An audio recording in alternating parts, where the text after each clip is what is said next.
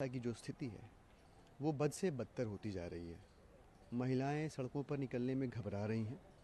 बच्चे स्कूल जाते तो उनके पेरेंट्स घबराए रहते हैं कि पता नहीं कौन से स्कूल में बम फूटने की धमकी निकल के आ जाए। 300 से ज़्यादा स्कूलों को बम से उड़ाने की धमकी मिल चुकी है। ये अमित शाह जी की दिल्ली के अंदर हो रहा है। अभी आंकड़ों की बात करें हम तो पूरे चारों महानगरों में, पूरी दिल्ली में अपराध के मामले में दिल्ली जो है तीन का जो मेट्रो सिटीज़ में जो अपराध हो रहा है उससे ज़्यादा अपराध दिल्ली के अंदर हो रहा है। 2019 से लेकर के अब तक ड्रग्स से रिलेटेड जो अपराध हैं उनमें 350% की वृद्धि हो चुकी है।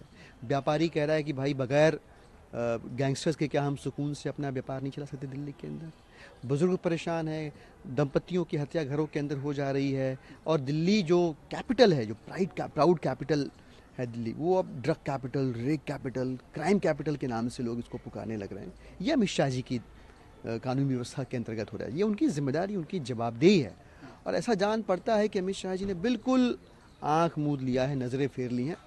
इसलिए जिम्मेदारी बनती है, माननीय अरविंद केजरीवाल जी आम आदमी पार्टी के संयोजक हैं, दिल्ली के पूरे मुख्यमंत्री हैं, कि वो दिल्ली की जनता के सच्चे प्रतिनिधि के तौर पे, दिल्ली वालों के भाई दोस्त के तौर पे उन्हें उनसे मिलकर अवगत कराएं कि दिल्ली की कानून व्यवस्था उनके अधीनस्थ है और इसका बेड़ा गर्क हो चुका है। जल्दी कोई कदम नहीं उठाए गए तो दिल्ली के अंदर लॉ एंड ऑर्डर का सत्यानाश हो जाएगा। और इसी बात को ध्यान में रखते हुए माननीय अरविंद केजरीवाल जी ने अमित शाह जी से दलगत राजनीति से ऊपर उठ के समय देने की गुजारिश करी है कि इस विषय पे वो बातचीत कर सकें, दिल्ली की समस्याओं को अपराइज करा सकें। किसी ने अगर उन्हें नहीं बताया तो वो खुद बता सकें।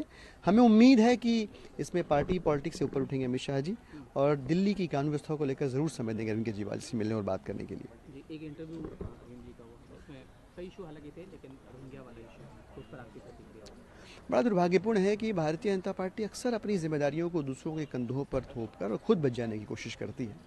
इस बार भारतीय जनता पार्टी जो बांग्लादेशी हैं दिल्ली में, रोहिंग्या हैं, जिनको भारतीय जनता पार्टी ने ही बुलाया और बसाया है, उनको मुद्दा बना के चुनाव लड़ने की कोशिश कर रही है। हालांकि दिल्ली वालों का मुद्दा स्कूल, अस्पताल, बिजली, पानी है, लेकिन अब अरविंद केजरीवाल जी को हटाना भाजपा का मुद्दा है। भाजपा कह रही है केजरीवाल हटाओ, केजरीवाल जी कह रहे हैं दिल्ली बचाओ। इन सब के बीच जो मसला उठा है रोहिंग्या और बांग्लादेशी लोगों का, उसकी सच्चाई ये है कि हरदीप पुरी जी ने ट्वीट करके जानकारी दी है कि हम जिम्मेदार हैं यूएन की पॉलिसी के मुताबिक रोहिंग्यास को यहाँ पे बसाने के लिए, उन्हें सारी सुविधाएं देने के लिए, उनको पुलिस प्रोटेक्शन देने के लिए।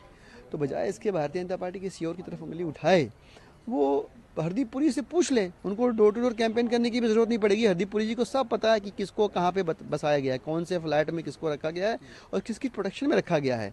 बांग्लादेश की सीमा को अगर पार करके कोई आ रहा है हिंदुस्तान में तो वहाँ भी जिम्मेदारी उन्हीं की है, और कोई आ गया तो उसे भी मैनेज करने की, उसे भी हैंडल करने की जिम्मेदारी सेंट्रल गवर्नमेंट की है। तो सेंट्रल गवर्नमेंट अपनी जिम्मेदारियों से बचकर और वो तोहमत अरविंद केजरीवाल जी के ऊपर थोपने की बजाय अपनी जवाबदेही सुनिश्चित करें और जनता को बताएं कि उनकी नाक के नीचे ये कैसे हुआ। अमित शाह जी बताएं, सीधे सीधे। अमित शाह जी गृह मंत्री हैं देश के, दिल्ली की पुलिस उनके पास है, उनसे तो सबको मिलकर इस्तीफा मांगना चाहिए। अगर ये कोई फेलियर है तो ये उनकी व्यवस्था का फेलियर, उनके सिस्टम का फेलियर।